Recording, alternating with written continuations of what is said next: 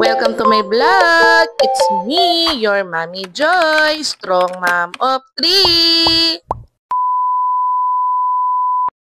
Hello mga mi! Medyo late upload na nga po for today's vlog.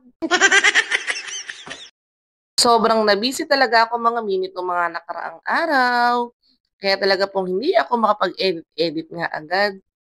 Eto nga, pauwi nga kami ng bayan nila daddy. Tingnan niyo naman ang Athena at ginaya nga ako at nag-shades nga din. Dumaan nga lang muna kami ng bank dahil ang daddy nga ay may isesettle nga.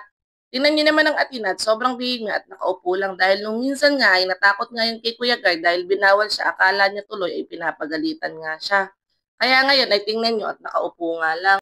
Tinawag ko nga ang Athena at sabi ko nga ay dito kami sa isang gilid na nga lang umupo dahil medyo natatakot na nga din talaga kay Kuya Guard. Panay nga ang tingin niya, akala niya nga ay kukunin siya at papagalitan. Sabi ko ay wag nga siyang maglilikot para nga hindi magalit ang guard. Sinabi ko din naman sa kanya na hindi naman nga din siya papagalitan. After naman namin sa bank, dumiretso naman kami dito nga sa school ni Ate Pia dahil babayaran ko nga yung graduation niya. Sobrang bilis talaga ng panahon mga mi dahil yung first baby ko, eto nga, graduating na nga ng grade 6. Inabutan ko pa nga silang nagpa-practice kaya pinanood ko nga din saglit. Sobrang init na nga din talaga ng panahon kaya etong mga bata ay paypayan na nga. Tapos dumiretso na nga ako sa office para magbayad. Umuwi na nga din kami dahil hinatid ko pa nga ang daddy dahil aalis na nga din. Eto nga ang Athena ay pilit pa nga umaakit sa truck dahil humahabol nga sa daddy niya at sasama nga daw siya.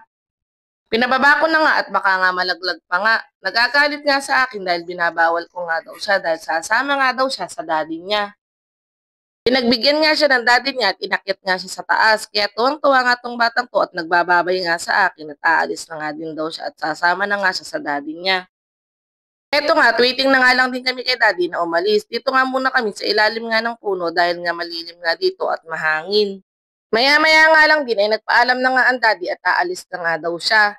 Dahil late na nga din talaga nakaalis ang daddy dahil nga may mga inasikaso pa nga kami.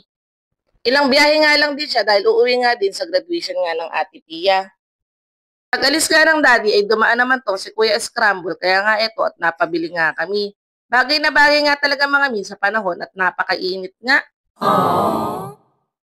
Madala nga lang din talaga ako makatapat nga na nagtitinda nga ng scramble. Dahil madalas nga dumadaan sa amin ay puro nga ice cream. Masarap nga to mi yung magatas nga at ma-chocolate.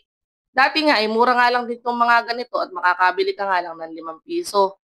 Ngayon nga mga mi ay yung 20 ay ang liit na nga lang din ng cup. 10 pesos na nga daw yung pinakamura niya kaya sabi ko nga idagdagan niya nga ng gatas para mas sulit naman nga.